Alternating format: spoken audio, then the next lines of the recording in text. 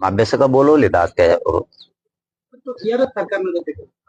हा आता ते आज केलेलं असेल तर मला नाही माहिती. मी आज बोलवलं की त्याच्याशिवाय मी मला सांगितलं होतं की मी त्या जे आहे त्याच्याबद्दल बोलवणार नंतर भूमिका आणली. आज मी बोलवले होते त्याच विषयावर. हा मग ते मला माहित नव्हतं. मग आता का रद्द केलाय, मग चांगला आहे का ते याच्यावर चर्चा करू आम्ही. का रद्द केला किंवा ठेवायचा का नाही ठेवायचा याच्यावरती चर्चा होईल. हो ना, बोलणं झालं, त्यांचा फोन आलता ना. मी म्हणलंच ना, हे बघा मी तुम्हाला काय खोटं बोललो यार जिंदगी. तुमच्याशी मी प्रामाणिक आहे, माझ्या समाजाशी मी प्रामाणिक आहे, मी काहीच लपून ठेवत नाही. पण मला फोनवर नको रे बाबा. फोननी होणार काय? तू काय सांगणार आहे सांगा मला. हा, तू म्हणणार समजा टाइम लागतोय, 8 महिने 10 महिने झाले टाइम दिला. तुम्ही म्हणता जी आर काढायचा तर काढलाय. तुम्ही म्हणता प्रमाणपत्र द्यायला नोंद पाहिजे, तर 58 लाख नोंदी निघाल्यात द्यायना.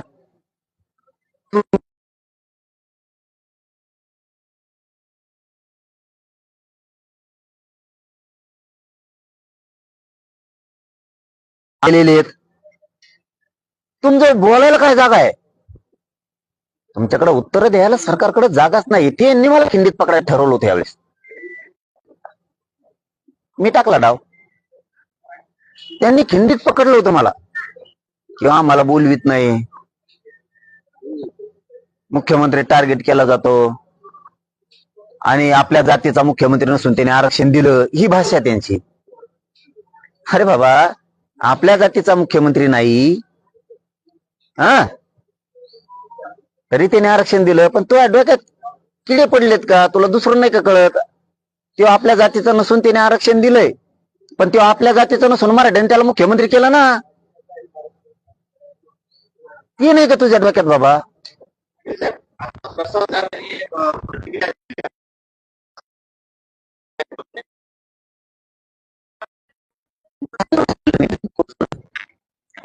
मी पुन्हा पुन्हा काय सांगितलं की ते विषय मोगस संपविला. त्यांनी डाव टाकला होता. आम्हाला बोलवत नाहीत, हे दिलंय ते दिलंय. फक्त लाडांना एवढं जरी कळलं तरी खूप झालं, असं माझं म्हणणं आहे. की याच्यात मनातले मनात म्हणले तरी बस. ते मनातले मनात जरी म्हणले तरी बस झालं आमच्यासाठी.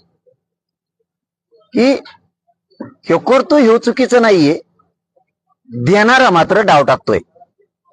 आपलाच माणूस चुकीचा आहे म्हणून हे बोलतेत.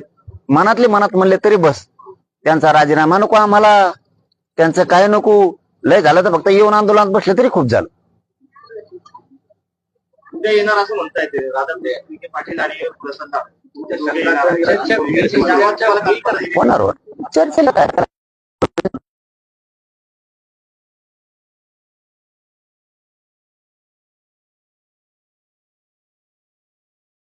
ट्रक यायला लागले प्रवास करते.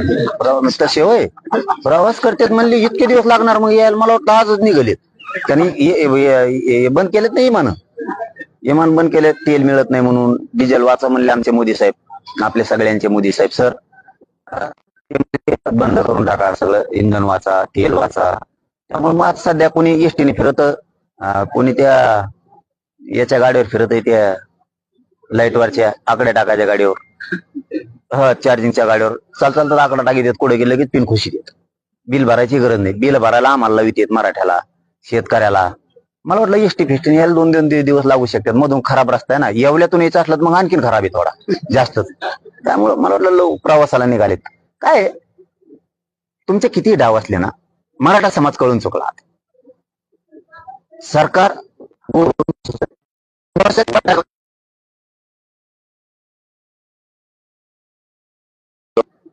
मी माझ्या बैठका घेत राहील.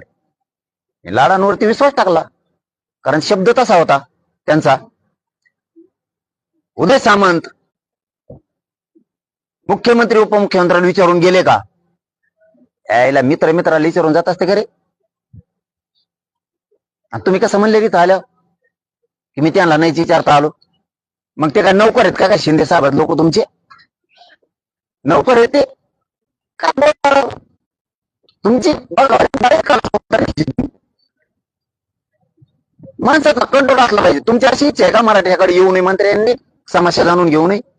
भाषा बघा, उदय सामंत तिकडे गेले, मुख्यमंत्र्याला विचारलं होतं जाताना, उपमुख्यमंत्र्याला, नोकर ठुले काय तुम्ही? ते त्यांना स्वातंत्र्य नाही का काय? आणि तुम्ही काय म्हणता इथं आल्यावर?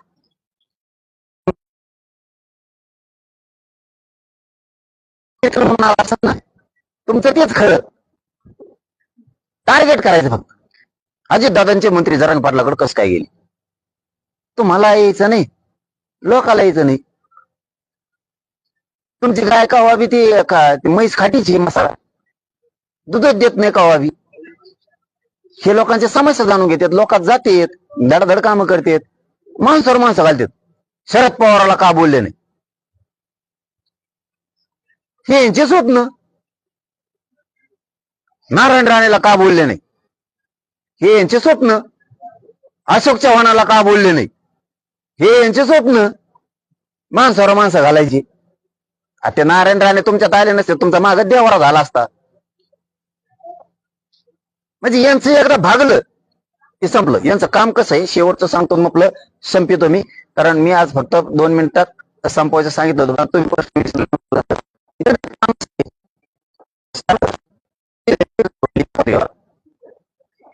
आणि ते आले खौड जावण्याचे व्यापारी होते. ते कुठे गे भाव कमी करायचं, कशाचा रे मालाचा भाव कमी करायचा, हमेशा त्याला ती सवच होती. असं फडणवीस साहेबाचं का, त्याला भाव कमी करायचा नाद होता. पण ते पुढे चालून त्याचे दात पडले, बचळ पड. मग आता डॉक्टरकडे जाऊन बसा लागेल ना, ती पर्याय नाही दुसरा. गेला डॉक्टरकडे. आता दात सगळ्याला बसत नाहीत, त्याला थोडे डॉक्टरला घासा घुसा लागत ते, मग ते बरोबर बचळ. त्याला बचळ फिचळ बसायचं झालं, पक्क झालं. आणि बचळ बसायचं झाल्यावर खुर्चीवर जाऊन बसला डॉक्टर पुढे. मला किती पैसे झाले? ते मला 8,000. कारण सगळीकडे तेच रेट. ते डॉक्टर 8,000 म्हणणं आणि ते बचळ काढून म्हणला, बघे बचळ तू तोपला धंदा. डॉक्टरला काही सुचना ना, आता बचळ बसले ते दुसऱ्याला बसा ना.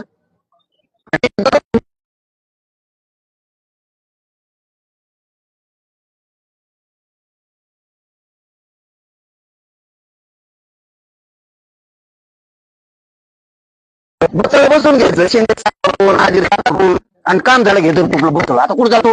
तिकडे ठाकरे येऊन द्यायचा नाही माघारी, येऊन दे ना, जातो का माणसं धरायला मला त्यांना. आता हे असले खौड धावण्याची ती. यांचं एकदा भागलं की लगेच सोडून देते. ते किरीट सोमायचा वापर केला, गोण्या घेऊनच पळत होते. ते ट्रॅक्टर हातोडा एवढा बला हातोडा आला मला, बला हातोडा काय सगळं सगळा पाचकाच.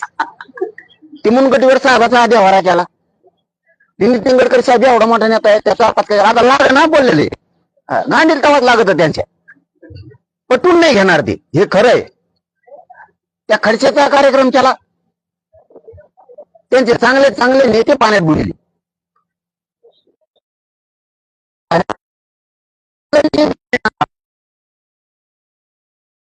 त्या लाडांना पुढे घातलं, दिलं झुपून. लाडांना पुढे घातलं. कारण मी कशावर म्हणतो ही संभ्रम का काढतोय मी? ते म्हणले उदय सामंतांना, तुम्ही मुख्यमंत्री उपमुख्यमंत्र्याला विचारून गेले का? याचा अर्थ हे बिना विचारते येऊ शकत नाही. कारण त्यांचं स्टेटमेंट आहे, मी बिना मर्जीच, मला मर्जी नाहीये, त्यांना विचारल्याशिवाय मी जाऊ शकत नाही. हे शब्द खूप मोठा आहे. यांना स्वतःच्या मर्ज्या सुद्धा नाहीत कुठे जायची. मी माझ्या मर्जीनं जाऊ शकत नाही, तसं मुख्यमंत्र्याला विचारल्याशिवाय येऊ शकत नाही. ते काय म्हणतात, मी मराठा म्हणून आलो. पण त्या मराठा म्हणल्यामुळं आम्हाला त्यांच्याबद्दल स्वाभिमान. यांना बोललं की राग येतो. खरं सांगितलं, अरे द्या ना, आम्ही तुमचं उदो उदो करतो ना. किती वाऱ्या सांगितलं, अरे किती वाऱ्या सांगितलं, आम्ही करतो उदो उदो. नाही केला ना त्याच्या मायाला तुम्ही म्हणताल ते, तुम्ही देत नाहीत, मग आम्हाला ती चीड का?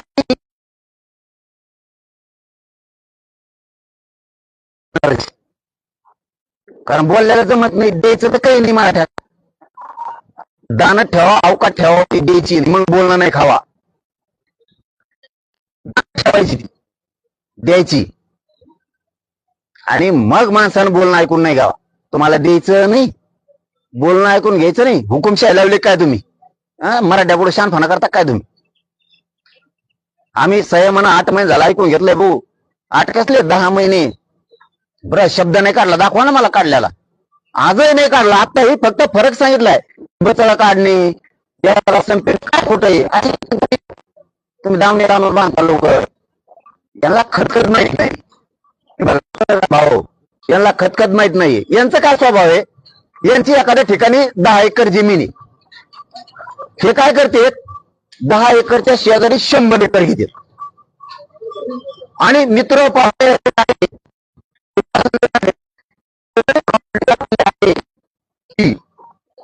नाही दादागिरी घेतलेली ती म्हणून. हा खतखत आहे, असंतोष आहे. तुम्हाला मनाने यावं कुणी म्हणा मला पैशाची लय अडी अडचणी माझी ही जमीन विकत घ्या. तुम्ही दादागिरी घेतली तर तळाट येते. असंतोष आहे, प्रचंड खतखत आहे तुमच्याविषयी. सगळ्या पक्षात तुमच्या सुद्धा स्वतःच्या. तुम्ही कधी नव्हे ते 6-7 गट केलेत तुमच्याच याच्यात. एवढी प्रचंड मोठी खतखत. आणि का रुसता रे माझ्यावर? मराठीचे आमदार मंत्री खासदार का रुसतात माझ्यावर? काय चूक केली मी? आम्ही काय घोडं मारलं तुमचं? आम्ही गरीबाच्या लेकराला आरक्षण मागतो. तुम्ही सगळ्या भाजपचे आमदार मराठीचे मंत्री यांनी त्या फडणवीस साहेबांकडे जाऊन बसलं पाहिजे, सांगितलं पाहिजे देणारे आरक्षण एकदाच.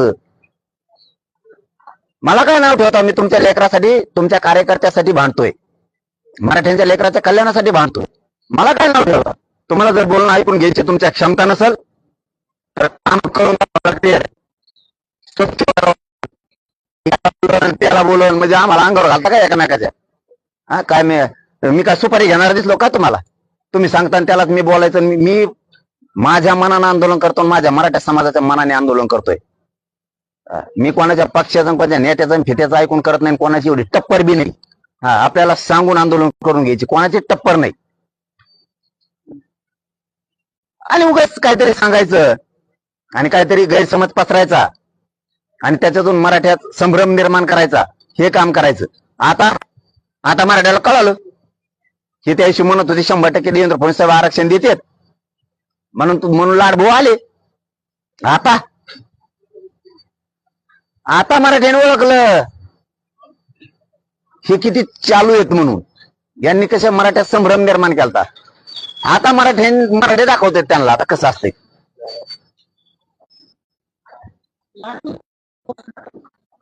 त्यांचं काय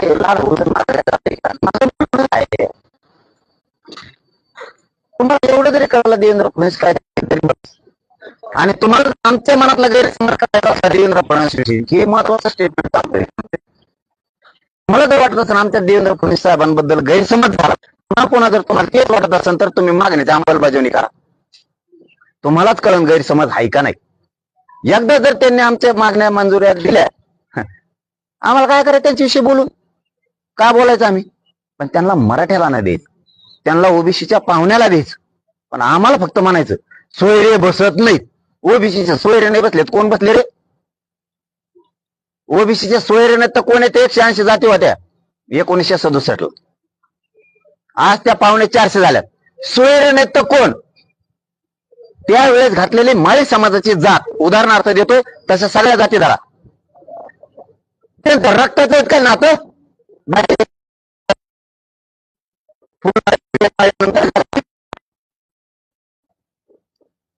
हे रक्ताचे आहेत का संबंधींचे? भावकी आहे का यांची? एक माळी पहिल्यांदा घातला, बाकीचे आलेले 5-6 हे सोयरे तर कोण त्यांचे? आम्हालाच इकडची जात जमत नाही, सगळे सोयरे जमत नाहीत. त्यांचे सगळे सोयरे नाही गेले. कोण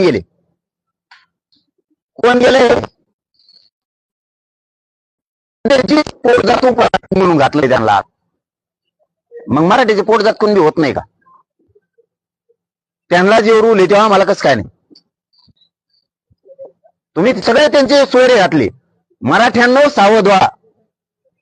हे त्यांना आरक्षण खोटं दिलंय, बोगस, फक्त मतासाठी. मत यांचं सगळं आरक्षण खोटं, सगळं उडतं ओबीसीचं. का सरकार उडवत? मराठ्यांनी समजून घ्या.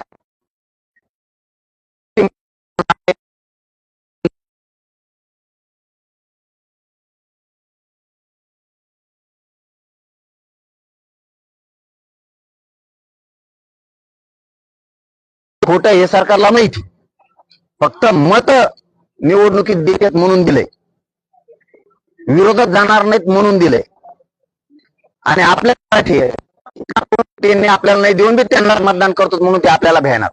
त्यांना जर एकदा कळालं मराठ्यांचे मत आपल्याला नाही, तुम्हाला सांगतो मराठ्याच्या मागे ते आरक्षणच नाही काही घेऊन पाळणार.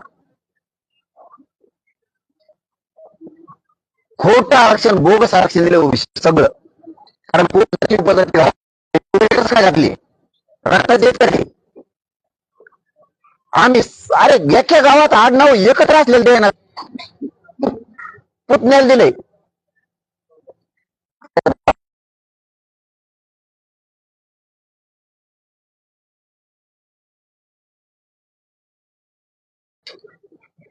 आणि आम्हाला म्हणजे पाहुण्याला देता येत नाही, सगळ्या सोयऱ्याला देता येत नाही. आणि त्यांचे 180 ओरिजिनल जाती घातल्या होत्या, नंतर पाहुणे 400 घातल्या, सोयरेच घातले ना. त्यांचं कोणत्या रक्तात नव्हतं? भाऊकी आहे का? समान आडनाव आहे का? दाखव, चल दाखव ना. कशा घातल्या ते दाखव. समान आडनाव आहेत म्हणून घातल्या. म्हणजे आमच्या समान आडनाव असून बी द्यायला तयार नाही, कारण आमची भावकी आहे. फक्त गावं सोडून लांब लांब गेले. त्या गावाहून आलेला असला मग तू काय कर, इकडं आला ना, इकडचाच हातभारा नाही, तिकडचा दे. तिकडं वावर नव्हतं ना येड्या गाडीच्या त्याला, इकडं आल्यावर कष्ट करून कमी त्यांनी. तुमच्या डोक्यात काय किडे पडलेत का? नोंद निघाली जन्म मृत्यूवर, फसलीवरती, एखाद्याचा राष्ट्रीयला साक्षीदार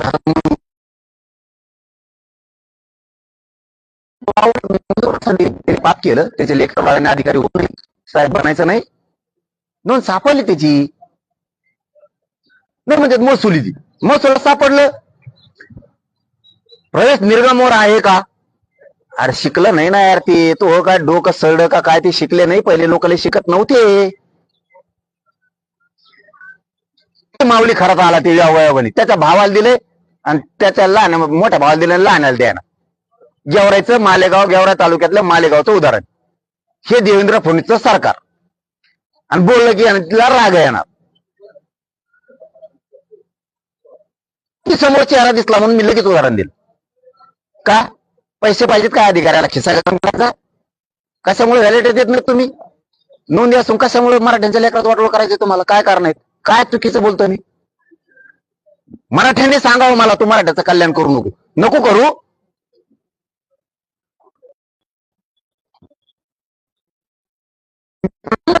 काय माझी चूक आहे? मी प्रामाणिक असणं.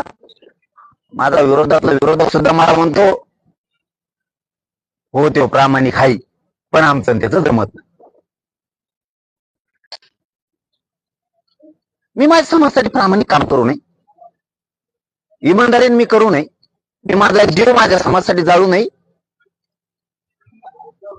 मी जर त्या समाजात जन्मलो, त्या समाजासाठी मी वेदना सहन करायच्या, मी जीवाचं रान करायचंय, मी जातीसाठी माझ्या झगडायचंय, झटायचंय आणि त्यांच्या लेकरा बाळाचं आयुष्याचं कल्याण करायचंय. ते काम मी इमानदारीने करतो. सरकारला मी खपत नाही. इमानदारीनं करून मी माझ्या समाजाला मिळून देतो. मी करायचं नाही. मी माझ्या समाजाशी इमानदार राहतोय. मला नाही व्हायचं आमदार, खासदार, मंत्री. मला नाही पाहिजे पैसे. मला माझ्या समाजाचे लेकर सुखी समाधानी झाले.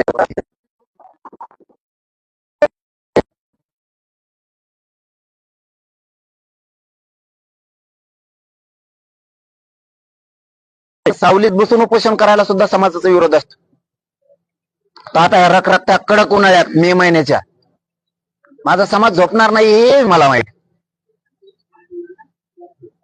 त्याच्या पोटात तुटणार आहे आता, कारण उन्हातल्या वेदना आपण साधं नुसतं राऊंड जरी मारून आलो तर अख्खं घामाने दिसतो आपण. रखरखत्या कडक उन्हात किती जीवाच्या लाई होणार आहे, किती तरपड मरपड होणार आहे, हे माझ्या समाजाला सुद्धा त्या वेदना कळतायत. त्यांना त्या लक्षात यायला लागल्यात, येणार सुद्धा आहेत की आता हे खूप वाईट निर्णय घेतलाय, पण मला सरकारसाठी हे करावं लागतंय. माझ्या समाजाच्या लेकरा बाळाच्या कल्याणासाठी मला हा निर्णय घ्यावा लागतो. तो मी घेतलाय. आता मी मागे सरकत नाही.